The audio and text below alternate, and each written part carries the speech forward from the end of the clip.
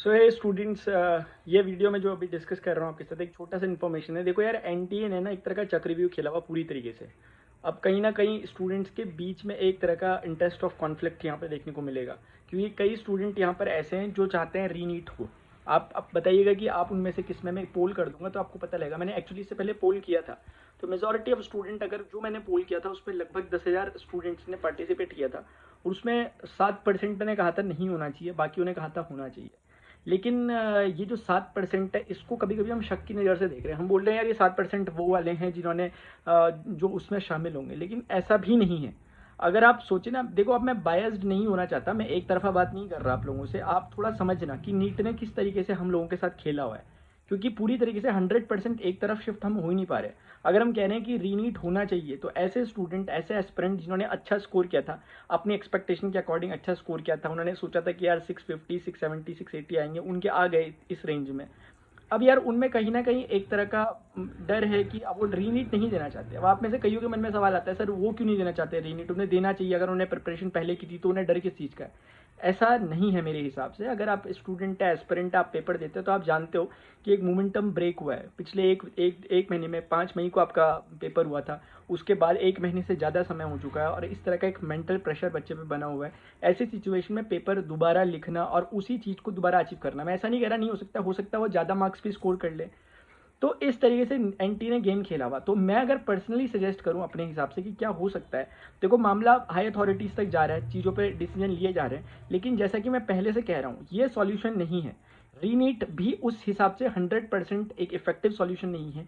तो सॉल्यूशन क्या है? सॉल्यूशन यह है कि एनटीए के पास पूरा डेटा है। हम लोग कुछ भी नहीं जानते जिस हिसाब से एनटीए के पास डेटा है। अगर आपने 4 मई की गाइडलाइंस पढ़ी हुई एनटी की, जब उसने 20 पेज का अपना एक नोटिफिकेशन दिया था, एक 20 पेज का एक सर्कुलर जारी किया था कि भाई हम एग्जाम कराने वाले हैं, इसमें ये चीज़ों को हम ध्यान रखते हैं, सीसीटीवी कैमरेज हम लगाते हैं, मतलब इतने तरीके से अगर वो सब, और जैमर लगाते हैं, 5G जैमर लगाते हैं कि कोई सिग्नल नहीं पकड़ सकता, किसी तरह की चीटिंग नहीं हो सकती, उसके बावजूद भी ये सब कुछ हुआ है।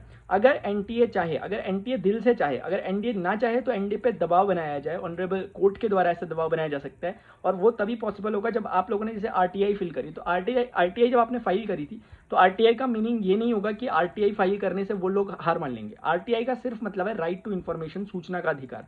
आप जो क्वेश्चन पूछ रहे हैं उसका वो आंसर देंगे, ऐसा आरटीआई में कहा गया है।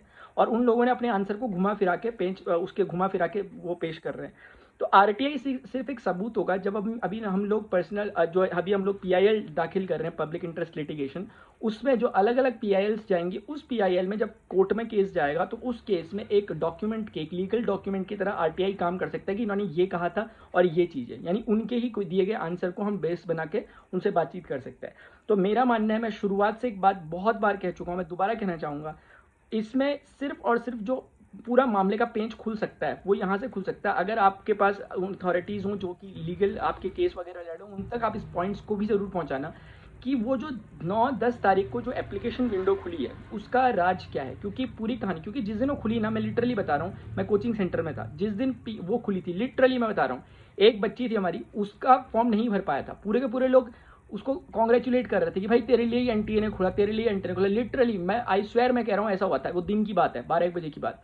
वो तब मैं भी खुद शॉक हो रहा था, मैं भी बोल रहा था ऐसे कैसे, फिर चलो हमने बोला, लेकिन आप समझ सकते हो ये किसी ना किसी के लिए खुली गई थी। एक दिन के लिए खुलना, उसके पीछे का क्या क्या स्पेसिफिक मोटिव रहा होगा, और वही मोटिव है, मैं समझता हूँ वहीं से सारे के सारे तार जुड़े हैं। इस पॉइंट को हम बहुत निगलेक्ट कर रहे हैं। मैं बहुत जगह देख रहा हूँ कि हर जगह हम बातें उठा दे रहे हैं कि ग्रेस सिस्टम, हाँ वो बात बिल्कुल सही है कि ग्रेस का क्या आधार रहा था, ग्रेस को आपने कैसे दिया। आप बोल लो 2018 का जो एपेक्स एक डिसीजन आया था सुप्रीम कोर्ट के द्वारा, उसके आधार पर आप बोल लो, लेकिन वो सब क्लैट वगैरह के लिए था, ऑनलाइन एग्जामिनेशन के लिए था, ऑफलाइन के लिए किसी भी तरह का कोई सर्कुलर इससे पहले कोई नॉर्म्स जारी नहीं किया गया था एनटी के द्वारा। वरना एनटी 20-20 पेज के अपने 20-20 पन्नों के लेटर लिख के देता है कि हमारी क्या कंडीशन, टर्म्स एंड कंडीशन है।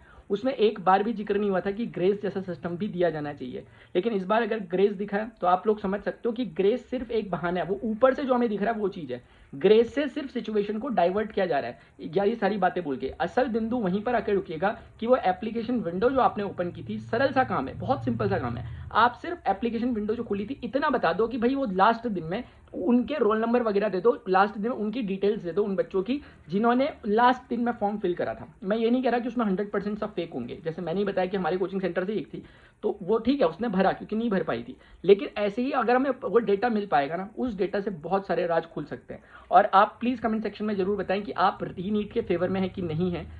रीनीट एक तरह से सही डिसीजन होगा, लेकिन हमें उन माइनॉरिटीज़ को भी एक तरफ से ध्यान में रखना होगा, क्योंकि यार कल को आप भी उनके प्लेस पे हो सकते हो, ऐसी बात नहीं है। अब देखो, एक बच्चा तो हुआ है जिसके बिल्कुल 200-300 नंबर आ रखे, वो उसको तो कोई फर्क नहीं पड़ रहा, वो बोल रहा रीनीट ही करा दो, ठीक है यार एक बार देखी जाएगी।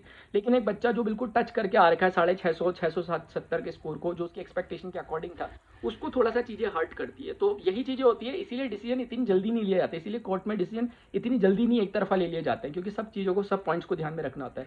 लेकिन इस पूरी कहानी में मैं इतना जरूर कहना चाहूँगा कि एनटीए ने पूरी तरीके से र्यून कर दिया फ्यूचर को पूरे स्टूडेंट्स का, पूरे उसके एक तरह के मेंटल हरासमेंट किया। मैं समझता हूँ इस पर भी एक केस उनका होना चाहिए, जिस प्रकार का उन्होंने मेंटल हरासमेंट किया। हम लोगों ने देखा अभी पिछले ही कुछ एक आध दो दिनों में किस तरह के बच्चों ने गलत कदम उठाया। मैंने आपको मेरा फर्स्ट वीडियो ही नीट में 1-2 घंटे के अंदर अंदर आया था, जिसमें मैंने बताया था कि मेरे एक स्टूडेंट ने किस तरीके से गलत कदम उठाया। वो बात मैं फॉर्चुनेट हूँ, या फिर हम लोग फॉर्चुनेट है कि वो स्टूडेंट, मतलब अब ठीक है, वो एक्चुअली उसने, चलो मैं बाद में डिस्कस करूंगा, उसको मैं नहीं बोलना चाहता अभी, वो फिर भी ठीक है उसकी हालत। लेकिन इस तरह के डेंजर की कंडीशन हमने देखी बच्चों के साथ हुई है, उन्होंने ऐसे ऐसे कदम उठा लिए जो बच्चे अब हमारे साथ वापस नहीं आ सकते, चाहे एनटीए अपनी गलती मान ले या ना माने। तो इसमें फाइनल बात मैं कहना चाहता हूँ, एनटीए को जस्टिफिकेशन मांगते हुए एनटीए को टर्मिनेट करना चाहिए बिना किसी उसके, एनटीए को टर्मिनेट करना चाहिए और किसी एक दूसरी एजेंसी को देना चाहिए कि भाई आप लोग अब से इस पेपर को कंडक्ट कराना, तब जाकर ही मेरे ख्याल से माहौल सुधर सकता है। वरना आने वाला फ्यूचर जो है वो, कोई नीट का एग्जाम देना तो दूर, बच्चा उसके बारे में सोचने से भी डरेगा।